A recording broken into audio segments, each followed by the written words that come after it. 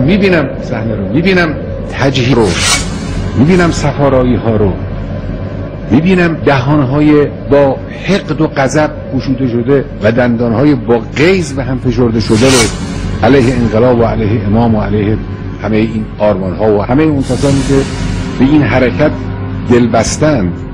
چه بکنم اگه کسی نمیبینه؟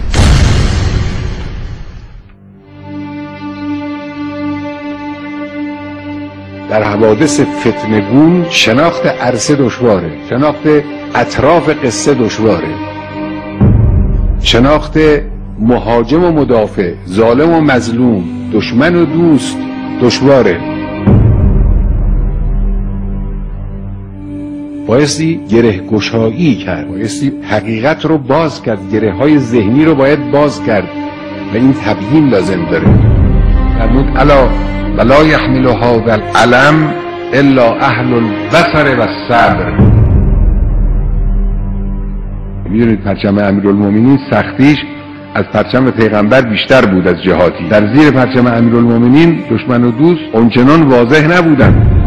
دشمن همون حرفایی رو میزد گاهی که دوست میزنه، همون نماز رو که در اردوگاه امیرالمومنین نماز جماعت میخوندن تو اردوگاه طرف مقابل هم در جنگ جمل و صفین و نهروان نماز جماعت میخوند.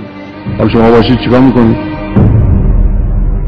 نمیدانیم، بالله نمیدانیم، با علی بمانیم یا با قرآن بجنگیم.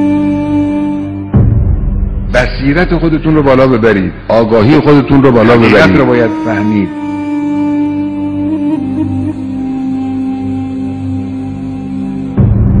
در جنگ صفین یکی از کارهای مهم جناب عمار یاسر تبیین حقیقت بود، چون اون جناح مقابل که جناح معاویه بود تبلیغات گوناگونی داشت. این کسی که از این طرف خودش رو موظف دانسته بود که در مقابل این جنگ روانی بایسته و مقاومت کنه جناب عمار یاسر بود.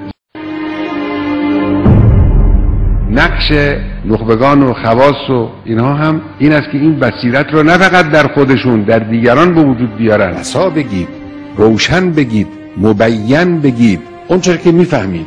سعی هم بکنید که اونچه که فهمیدید درست باشه.